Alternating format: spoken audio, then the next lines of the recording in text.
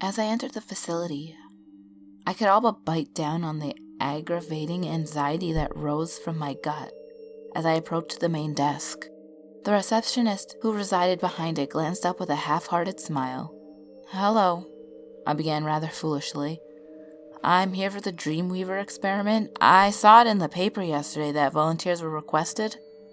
The short, stout woman nodded affirmingly, passed me a clipboard and a pen, and instructed me to fill out the provided questionnaire. As excitement overcame paranoia, I perched on a nearby chair and began to fill it out appropriately. It consisted of generalized medical questions and sleep-related survey, asking me how long I generally sleep and at what time I would awake from my slumber. There were some random questions in there as well, and it all appeared somewhat insignificant in my eyes. However, I assumed it was to trial a wide variety of people. The only question I saw relevant to the experiment was the final question, which asked, "How often do you dream?" As that reoccurring feeling of being outcast returned, I ticked the box labeled never. I cannot pinpoint a single memory in my evanescing childhood where I had a dream. And truth be told, that's the exact reason I took an immediate interest in the experiment when I saw it advertised. An experiment to study how the brain replicates what it sees into dreams. A new machine, namely Dreamweaver, was capable of recording and replaying dreams. I handed the receptionist my form, and she took a small glance, and the final inquiry about the frequency of my dreams. She must have been contented, to my surprise, because she indicated to the double doors at the right and informed me that Dr. Mace will be waiting through there. She handed back my form. Beyond the doors was a white labyrinth of busy scientists and bizarre contraptions being tested. Towards the end of the current corridor was a large glass room, and inside, a small, jolly man, Dr. Mace I assumed, stood up upon noticing me. He shook my hand, took my questionnaire, and instructed me to sit before addressing me. "Welcome, Mr."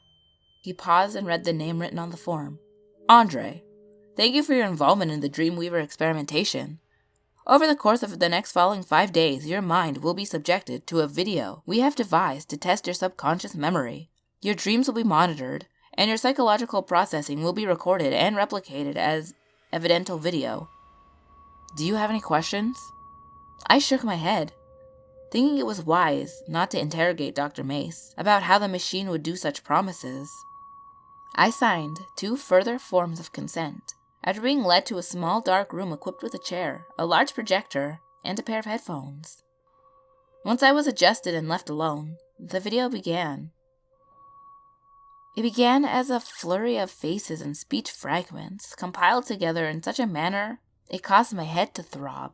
There was a constant crackle, an old-style effect which ran over the constant flashes of images, video, and conversational snippets, all of which demonstrating a distressing theme or topic that I found occasionally difficult to watch. I must have witnessed around 30 faces within a minute's time. And at some points, I could have sworn I saw the face of Dr. Mace and other seen scientists cropped up. I thought nothing of it, as, after all, this was their video, and they were entitled to include themselves if so wanted. Unknown people continued to arise. However, by this point in the video, I had turned out of the frenzy and instead focused my attention, indecisive whether deliberately or subconsciously, on the figure who unnervingly seemed now prominent in the background. Whilst I wasn't sure when it appeared, it remained in the distance throughout. From the set distance, it was difficult to distinguish any set characteristics or features. All I could decipher at this point was it's a figure, fully black, tall and bulky with wide shoulders and elonged claws which stretched down to the floor. And whilst I could not see its eyes, or any of its face for that matter, something about its gaze was unsettling, unnatural, as if somehow it was returning my stare. The scenes began to escalate in severity, and yet I could not focus on them. I was drawn to this figure that emanated something dark and fearful that I simply couldn't describe in words. The video came to an end, and only now the impact of the cacophonous screaming, moaning, and shouting became apparent. My head pulsated, and my eardrums screamed for pity. I was returned to my room, assured by Dr. Mace that headaches were predicted side effects, and that I had nothing to be concerned about. I was now to get some rest. Two other scientists, Dr. Wester and Dr. Cole, connected me to the Dreamweaver. I had presumed that the machine would alight or make some sort of noise, but it remained dormant. Perhaps it was to not disturb my sleep. Within what, to me, felt like a second, I was awoken by a radiant sunlight through the window. Groggily, I sat up, having no recognition of even falling asleep. At first, I felt guilty that I had wasted their time and failed the dream experiment, but to my surprise, Dr. Mace came bursting in. "Come quick," he demanded, guiding me to the room with the projector. "It worked. It actually worked. Take a look." The projector started. Before my eyes appeared the room I had slept in, and I could see myself, sat in the middle of the room. This is my dream?" I asked. "Yes, it's what we call a third-person perspective. Very common." I continued to watch, waiting for something to happen, looking around the screen desperately. That's when I saw it. I didn't know, again, the point at which it appeared, whether it had been there from the beginning, or whether it just materialized. But I could see it clearly now. Beyond the window in the dark depths of my subconscious reality, it was the figure from the video. And similarly, I couldn't escape its glare. Its sinister stare was captivating. "That," I pointed slowly, "that's from that video, wasn't it?" Dr. Mace let out a brief chuckle, unexpectedly maniacal. "That is the Weaver," he said blatantly, as if I should have known that as a fact. "He's nothing more than a feature of the video. That's all." There was nothing more on the topic. I was skeptical, yet I decided to go with what he said. The dream lasted a good hour, but nothing significant occurred, and I soon lost interest. Over the next few days, their experiment continued. I would watch the video, sleep, and rewatch my dream in this continuous cycle. According to Dr. Mace, the video remained the same. However, I believed differently. I can't say whether I thought it was true or whatever it was, just my imagination, but the Weaver seemed to get closer to the screen each night. By the fourth night, he was so close I could clearly determine his facial features. Dark, pitted eyes. So dark it was hard to decipher what was pupil and what wasn't. His smile was broad, upturned, primitive, and animalistic. And he continued to look at me. Look back beyond the screen, unmoving, unblinking. My dreams became progressively distressing too. The previous silence was now replaced with constant whispers, chants, and shouts, along with a dull static sound. I would walk around the room, punch and kick the walls, rock back and forth, and demand that the torment should stop. The Weaver had most certainly advanced to the point where he loomed at the glass of the window, tapping loudly on the pane with its bony claws, with a berserk smile plastered on its face. When Night 4's video came to a chilling end, Dr. Mace nodded slowly at the other scientists behind him, and I was taken back to my room, much earlier than usual. However, this time procedure was somewhat different. I heard the door lock behind me. "Thank you for your cooperation, Mr. Andre. The experiment is almost complete," Dr. Mace murmured, his footsteps disappearing down the hallway, leaving me in the silence and solitude of my own company. Strange. I hadn't been wired up to the Dreamweaver, and had not been shown that particular video that day. Why? I moved towards the ghastly machine, pulling the wires, attempting to remember where they were connected previously. It was this exact point that I noticed something was missing. The machine had no power cables, nor was there a socket for it to plug into. I had neither noticed nor cared beforehand, but now I got a strange chill that ran down the entirety of my spine. A cold sensation of fear, dread, and realization. The machine had no power. The machine wasn't real. Only now did I notice something particular in that room, yet Another thing that I had failed to see, in the top right-hand corner of the room above the door, was a small security camera. I steadily approached it, placing each footstep cautiously until I stood directly beneath it. I could see my reflection staring back at me, and from this reflection, I saw not only my own terrified self, but the room around me at the same angle I had seen in the videos, perfectly tucked out of direct sight. It gave a broad view of the room from a third-person perspective that I had slept in for the last 4 days. The window where that thing had visited me nightly, that chilling sting of reality hit me hard. The tapes that I had watched were not my dreams. They were video footage. The room became cold, dark, empty. My body was overwhelmed by a level of terror I deemed impossible. My breathing shallowed, my skin elapsed into a cold sweat, and my mind burned in the flames of fear, as I couldn't help but notice that something mad and maniacal lurked in the shadow corners of my peripheral vision. It had returned for me. I turned my head, and as I did, the imminent silence was shattered. Whispering tore from nowhere, and yet it was everywhere, each whisper overlapping another in repetition. "The Weaver has seen you.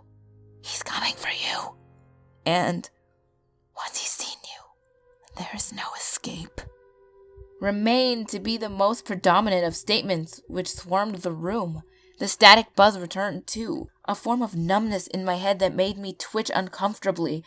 The Weaver was standing beside the window, with an animalistic gargle emanating from his hideous throat. Saliva oozed from its interlocking fangs and dispersed as it snapped its neck a few times at freakishly aberrant angles before locking its perverse pits of eyes upon me. It took a looming step towards me, a steady outstretch of its bony, bulky limb, whilst keeping its devilish head fixed upon me. Each stride brought it no less than a meter close to my position, against the wall, and each time the distance between us decreased, the severity of the situation intensified. Whispers quickly escalated into deafening bellows, screams, shouts, and moans. The buzzing had become a constant loud whir that echoed off the walls and clung to my ears tightly. The Weaver took its long, continuous strands until it stood just inches from my face. Its hot, clammy breath fell upon my skin, as if continued to snap its neck and fingers, each time with a more sickening crack. I was drawn to its eyes. I couldn't look away, as it opened its gaping jaw, revealing rows of needle-like canines. I began feeling a burning sensation that spread across my entire body in seconds. I can only describe it as being thrown in a live, raging fire, and yet I did not flinch. I couldn't do anything except gaze acceptingly into the eyes of death. The noise around me had fell away to small whispers in my ear. "The Weaver's seen you now." It lifted its arm and took my neck in the cold embrace of its claws. They felt like ice and brought somewhat of a comfort to the magma under my skin. I had little idea of what was happening. I was lost in its eyes, transfixed in its ghostly gaze. It continued to breathe heavily, taking long, raspy breaths as if it was struggling for air.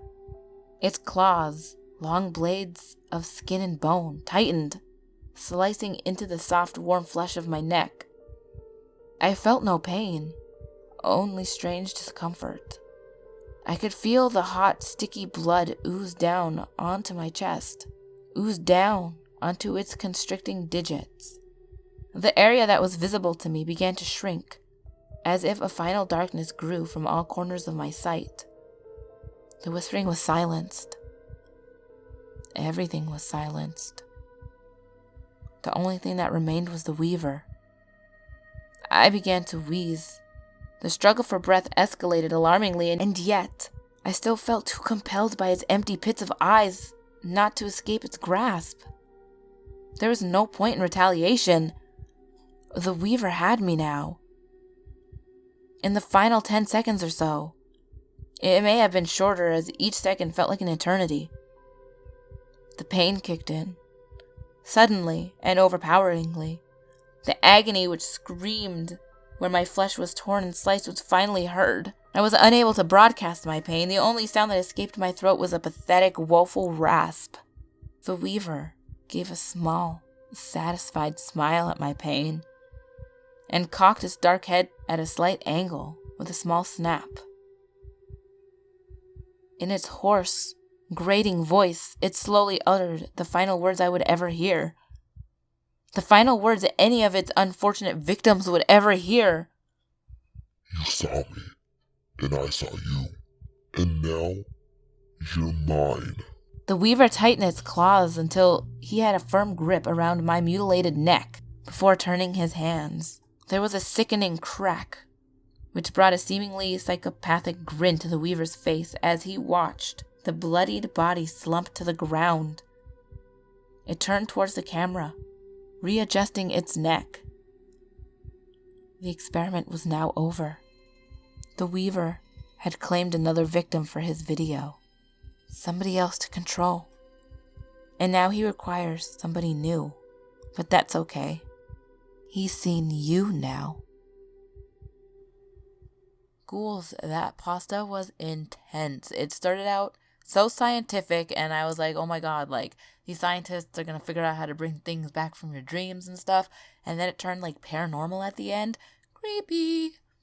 Also, heads up, don't forget to please send in your own personal scary stories that have happened to you. They could be ghost stories, they could be just creepy, let not meet stories, that kind of thing. Just email them to me, so when I get when we get to 3,000 subscribers, I will put out the subscriber special video. So yeah, remember to do that.